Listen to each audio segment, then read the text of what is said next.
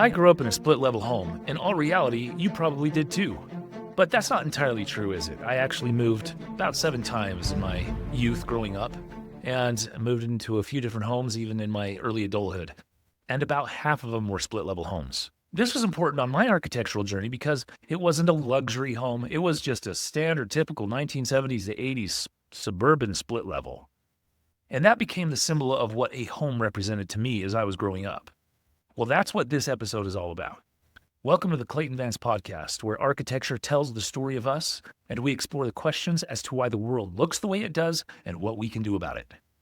On this episode, we're going to explore the evolution of homes in the United States from a stylistic and efficiency perspective.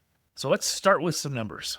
In 1940, we're talking roughly 80 years ago, there were 40 million housing units. Now, 40 million housing units accounted for all the housing stock that existed in the U.S. that started being built since around the early to mid 1600s. So 300 years, and we have 40 million in the United States. Now, get this, 2020, there's 140 million housing units. Let me say that again.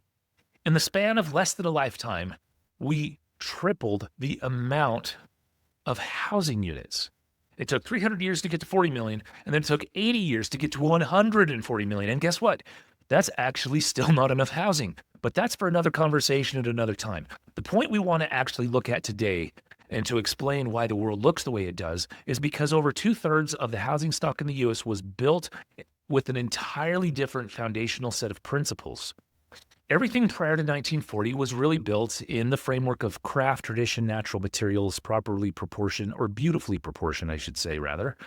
And then everything after that, there was a different guiding philosophy. It was about economy, efficiency, mass production, and engineered materials with a very different aesthetic. So these two differing value structures really led to very different results. And I think we have enough data now to actually understand which one leads to, honestly, more beautiful cities in the end. So let's start at the beginning. What did I grow up in?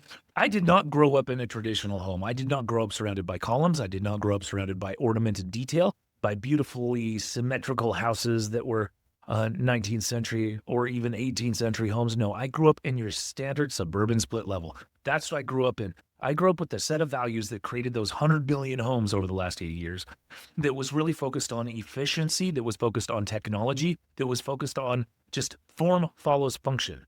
That's what I grew up in. For those of you who grew up in one or have spent time in one or who currently still live in them, you know exactly what I'm talking about. You walk into the main level and it looks like a house that has been just a sandwich that someone cut right down the middle and then shifted a half story. And so the middle part of the sandwich, which would be the hamburger, is now up on that upper level. In terms of like growing up as a little kid, they're honestly pretty fun because you're not going to die if you accidentally trip and fall down the stairs. Pediatricians had a little easier job because you didn't have so many broken bones from kids falling downstairs and bumps and bruises, but they honestly weren't that attractive. Hollow core doors, sound traveling, I mean, they were small. It was very middle class. And why do I even say all this? Because this, for me, is the symbol of America. When I drew my very first home as a high school student in an art class, I only had that as a reference. I actually did draw a 2-story home, but there was nothing architectural about it. I thought from a floor plan out perspective, and the windows just happened to end up where the windows were. Since I wasn't surrounded by anything that was attractive, I didn't know anything was supposed to be attractive. So when I designed a floor plan, I designed it based on the same mantra that I had heard that I grew up with that is just a default way of being. Plan, the form follows the function. However, it wasn't until I got to graduate school where I was exposed to form should follow purpose, which has embedded within it this idea of beauty, which we will describe in further episodes within this podcast and deep dive into that subject. But for now, what I want to get across is that when I encountered classical architecture in graduate school, I came in as an outsider. And so in architecture, you have a section cut, which is if you cut the house or the building just in half and you're looking through the home in what we call an orthogonal elevational way. The assignment if I remember correctly, it was to do an orangery. That was literally like the second assignment we had, was to do this orangery, which is essentially a conservatory or a greenhouse type of a structure or building. And it's essentially a single room structure with maybe some ancillary rooms adjacent, like a secondary wing or something like that. However, he cut the building in half and I did my section cuts.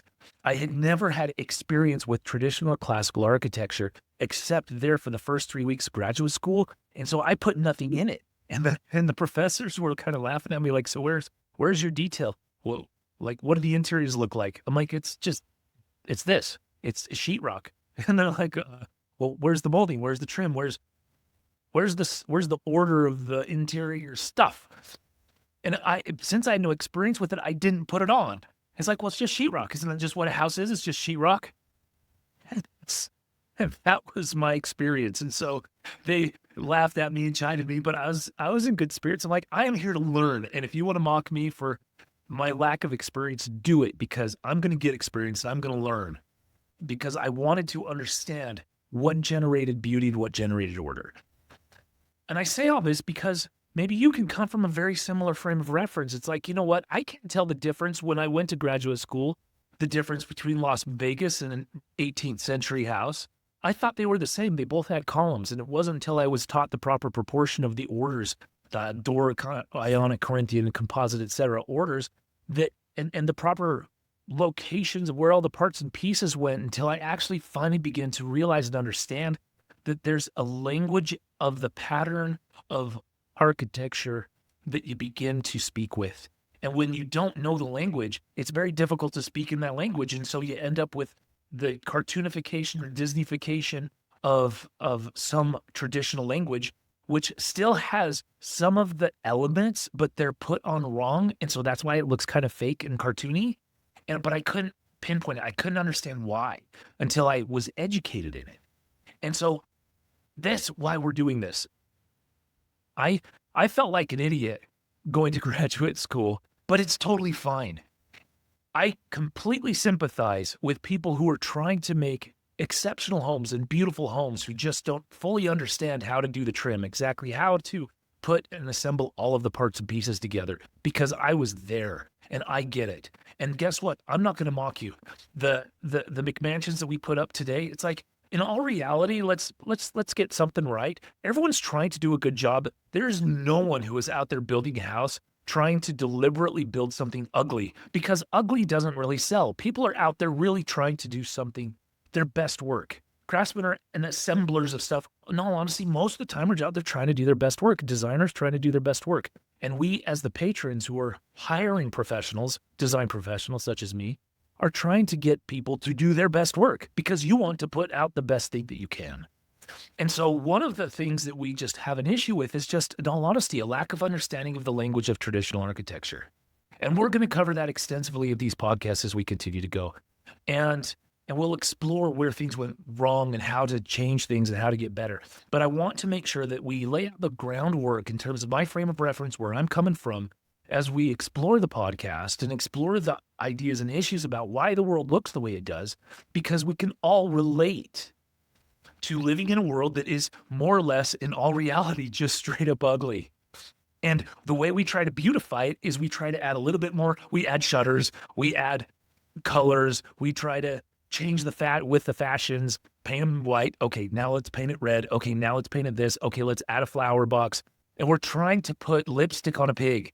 And sometimes we can make that pig look really pretty. But most of the time, it's still just a pig. And until we actually design a cute little bunny, it's just going to be a pig still. And that's okay. So as we continue down this discussion, let's talk about the housing stock, because we have to understand how we got to this manufactured split level just vomiting across America. One of the primary components as we continue to move along with this idea is that I didn't understand when I was growing up that I lived in what was called an a-stylistic world, a world without style. There's something out there that historians and sociologists and stuff will call the zeitgeist of a time. If you haven't heard of what that word is, it's essentially capturing a collective spirit of an age. What are all of the kind of cultural influences and the manufacturers or cultural exhibits of a particular age and how the culture manifested itself is really kind of what we're talking about when we look at the idea of the zeitgeist. And so, like, for instance, when you're looking at the Parisian fashion of the 17th century or 18th century or stuff, and the music, the clothes, the architecture, it had a lot of similarities in its fluff and its flair and what it did. Um, I remember an experience I had where I was walking up the Palazzo Madama in Torino, Italy, and it was this old medieval castle that had one of the royal families had put a grand front facade on this, and it had this beautiful grand staircase. But a lot of the original castle still had stayed intact, and so I was winding up in this castle a very narrow, winding circular staircase. And as I continued to wander up the stair, there was this faint music, and then I heard more music, and then more music, and it got louder and louder until I got to the top of this small little winding staircase, and I went through into a hall and through a doorway. And it was one of the most magical experiences I'd ever witnessed, because what I was then hearing for the first time was an era of music. They were playing, I believe there was some Brandenburg concertos from Bach and some other pieces where a little section of the Torino Symphony, which actually played in the hall across the plaza. They were playing that night, and they're just doing a little prelude in Palazzo Madama earlier that day, and I happened to walk in on it while they were in the middle of playing. And the magic of that particular space with that particular music that was not accompanied by any technological audio enhancements, meaning speakers, was unbelievable. I was listening for the first time in my life to music that was composed for spaces like that.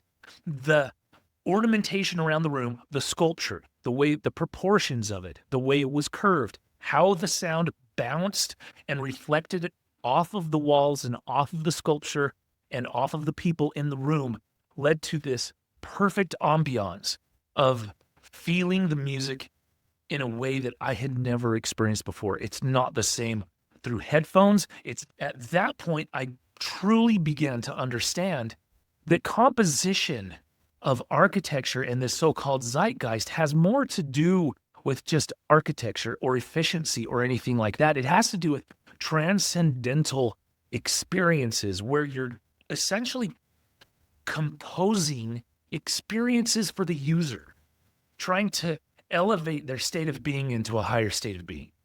And that's what architecture and the arts are meant to do. And when you bring down architecture from that transcendental experience down to just a purely functional experience, it is left terribly wanting. And so the zeitgeist of any age has with it encapsulated kind of the overall spirit. And you can even see that through the 50s, the 60s, the clothes, the fashion, the food, the music, it all kind of matched each other, right? And then everything kind of started getting discontinuous around the 60s and 70s. And things started getting really, really weird. And it seemed like the pendulum started swinging back and forth a little too fast, and then it just all collapsed. And then in the 1990s, the era I was finishing up high school, all of a sudden the grunge era came about, and jeans, and everyone started wearing jeans.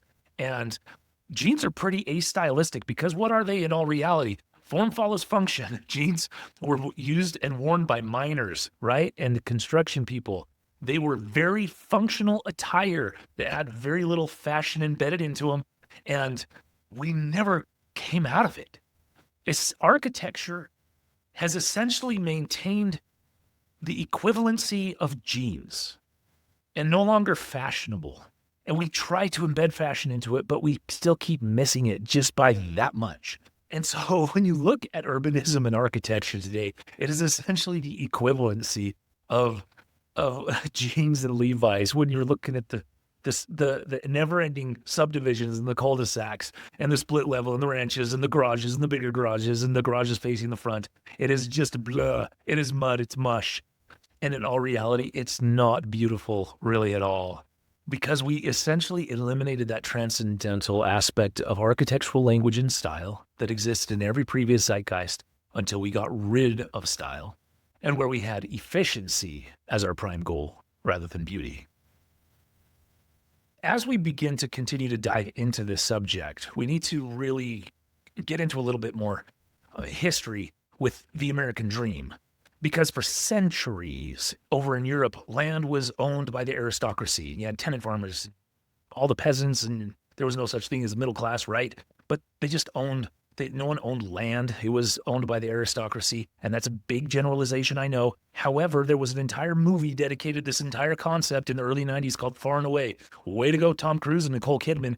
They talked about how land is a man's soul. It was about this tenant farmer who got kicked off the land because he couldn't afford to pay the taxes, and he went to America to have the dream and was part of the Oklahoma land rush. And that was the way everyone felt. It was the first time that land ownership was available to anyone who could figure out how to get to the land. It was a function and result of enlightenment, which America was birthed from those philosophies. And the reality is that in America, before it was all America, that's what the dream was. It existed here, and people rushed for it. They fought for it, and we still do. The idea of the American dream, land ownership, home ownership, it's one of the primary foundations of America. In 1785, the land ordinance that Thomas Jefferson helped arrange divided up the whole country from east to west in a very nice, evenly spaced grid, so that everything was a rationalized way to divide up the land for people to own and improve and develop civilization. And then by the mid-20th century, as we migrated away from farming and land ownership, it morphed into home ownership and little quarter-acre to half-acre lots. And that became the American dream. And then at the end of World War II, with the GI Bill, it supercharged home ownership and made production housing the way that the American dream could be realized for millions of families. It was the first time that you could actually build housing at scale. And this is where convenience enters in, right? Because now, rather than before where you had a farm and you pretty much grew everything yourself and you were self-sufficient on your farm, or you were in an urban environment and you relied on all of your neighbors to trade and commerce, and you all had goods and services you traded in the city, now all of a sudden we have a suburban area dedicated to cars and we could drive everywhere. So what was a complete impossibility before the advent of the car all of a sudden became completely possible, since we could get from here to there a lot faster. And because it was all new, there weren't a lot of cars on the streets, there wasn't a lot of traffic. And it was a wonderful sense of freedom to be able to live 20 miles away from where you actually needed your stuff. But you could still live in a pseudo suburban environment. It wasn't rural, it wasn't urban, it was suburban. And you could still have the conveniences because you could drive there. And so with this, it was like efficiency, not community, became the organizing principle for new development practices. With this convenience ethos that really began to be part of the so-called zeitgeist of the age, we built all these split levels, a house for the masses, and that ethos was embodied in the split level, a super efficient house that was compact. You had kitchen and living on the main. You had a half story up to the bedrooms, a half story down to the living space, a half story down to the garage, and everyone had a 2-car garage, which ended up being just a storage space for all of your other stuff. It was just a club sandwich of living space. Efficient, yes. Nourishing, not quite so much. It was like empty calories, but it was very functional. It filled us up. So here's the irony, and let's get one thing straight really quick, because people call those post-war subdivisions, quote-unquote, cookie cutter. We've heard that before, because they are. We look at it and it's like, it's just the same thing repeated over and over again, and we can't figure out a way to describe it other than just cookie cutter, and it has a negative connotation. However, when you begin to look at the reality of the situation, it's not necessarily the cookie cutterness of the thing that makes it problematic, because pattern books existed long before the manufactured housing boom. Think of all the 5-bay colonial houses back east in New England. They all look very, very similar. How about London? All those townhouses, those Georgian townhouses that were based really on proportion and beauty, but they all look very, very similar.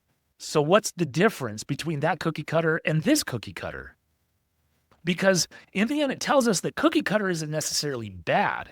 It's just that bad cookie cutter is bad. When we're looking at those old cookie cutter situations, it was the traditional builders, what they were using. They were using old traditional languages of architecture that were founded in great proportions, natural materials, and an infinite variety of details.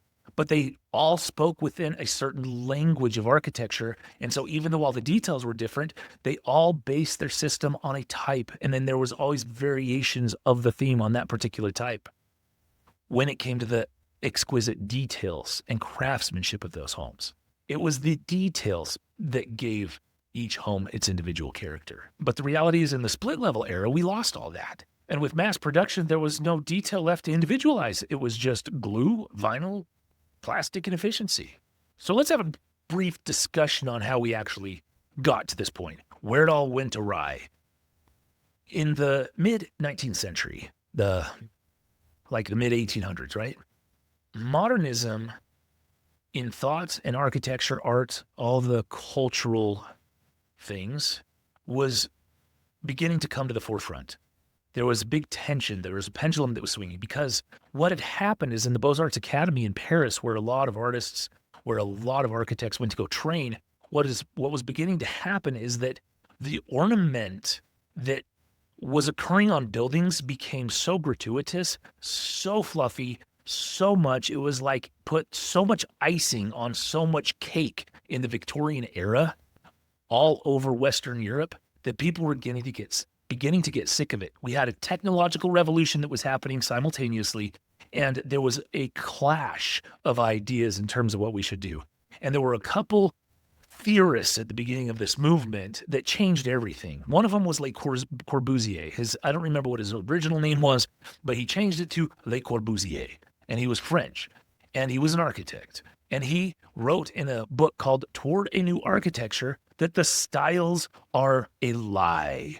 And he was trying to eliminate style. He talked about the pure geometric forms, and a house is a machine for living in. And that's essentially what it feels like we do today. We are living in machines for living in, super boxes of efficiency. This is a modernist aesthetic, a modernist ideal, and a modernist ethos. One of their primary goals was to eliminate ornament out of architecture, to eliminate craft out of architecture. Architecture was supposed to be a function of the modern age, of the assembly line, of manufacturing, of engineering. That is what became the new ideal in architecture. There was a school called the Bauhaus. It was in Germany. Well, Hitler didn't like this guy, Walter Gropius, and so he kicked him out of the country because of various reasons. And Walter Gropius was a huge proponent of modernist thought and modernist architecture. Now, what happened is he became the principal dean at the School of Architecture at the University of Harvard. Well, good on you, Harvard. You actually lead a whole bunch of stuff. And so what happened in the schools eventually went out to all the schools, and everyone followed suit and became modernist. And everything transitioned into modernist theory because it was novel, it was new, it was embracing the new technological advances that were happening at the time. And there were a ton of technological advances with new materials, new chemicals, new ways of building, new everything. No one fully understood the consequences of what was happening, but everyone believed that we were entering a new age that would bring about humanity's golden era. And these ideas became the gospel in schools of architecture. And then the building industry followed right after that. And then ornament and detail were lost forever. Craft was gone. We eliminated it. And so the traditions that existed back in the day, they were lost after a full generation. And what we're trying to do right now is we're trying to recapture them, but it is so difficult because we don't know what we're trying to recapture. The crafts are gone. So as we wrap up this final episode, I want to drive home this last and final point. I grew up in a split-level house, or something akin to a split-level house. And in all likelihood, you did too. And the reality is a lot of you who are listening to this actually still do right now and love your home. Some of you hate your home. And guess what? The American dream is alive and it's real. And for those who love their split-level home, I think that's an absolutely wonderful thing. And try to improve your neighborhood through beautifying it in any way that you can. But what I want to say right now as we conclude this is that a split-level home, no matter how we slice it, this style of housing is actually not a style. It is what we call a-stylistic. I was surrounded by very functional homes, and they are functional. And we're grateful for functional homes because an unfunctional home is not worth living in. But the reality is they are soulless. They don't really have that spirit. And it was only later in life that I actually learned the traditional languages of architecture, about classical architecture. And it was only later in life that I actually learned the differences between modernist and the craft and proportion and detail and authenticity. It was only later in life that I actually learned the difference between embedding character into architecture and having just a caricature of the real and authentic thing. And that's the lesson. Beauty can be learned. Beauty can be pursued. And I believe it's our obligation in the pursuit of goodness, beauty, and truth to actually pursue it.